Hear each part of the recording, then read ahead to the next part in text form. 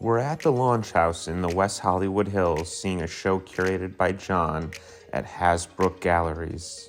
The show is curated around nostalgia, being an already immersive and experiential feeling, kind of like AR.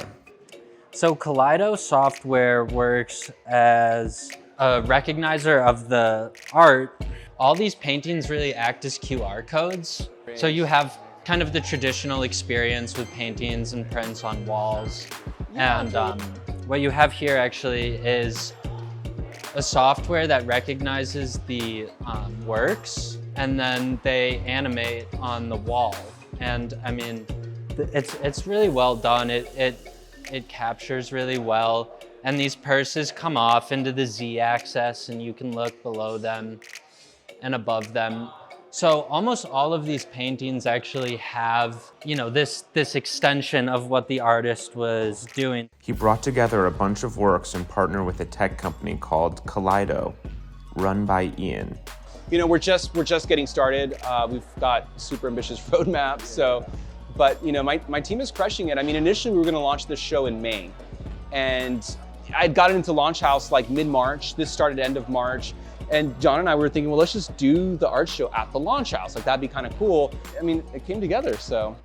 Kaleido uses your phone to turn artworks into AR. Well, let's come over here then. So this is Beach Attack by Nadia Fadib. I don't know if you're familiar with her, but she's a Ukrainian-American artist living in Chicago. And you know, the scene here, it's just like seagulls attacking her and like stealing her sandwich. So I have to believe that as a little girl, this happened to her at some point, right? So this is the animation we built, and I really love how they kind of like fall. Ian introduced us to one of the artists named Chris Brodbeck. Chris's piece has sold already. It's called The Moon Grows in Stages.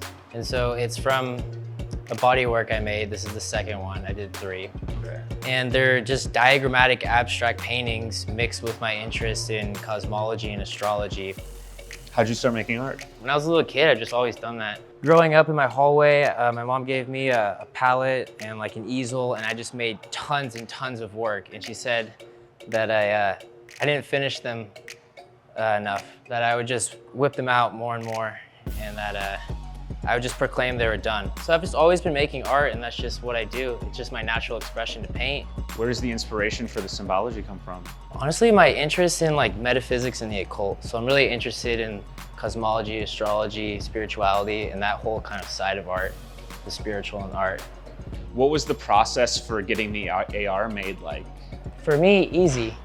You know, Ian just kind of told me his idea, and I was like, let's roll with it. And then he had his guys do it, you know? Yeah, so I didn't have too much part in it. And I'm kind of cool with that. I kind of like how my painting can kind of come into this space and exist, and then it's kind of just another autonomous object outside of myself, and other people want to play with it and make other things off of it. I think that's interesting.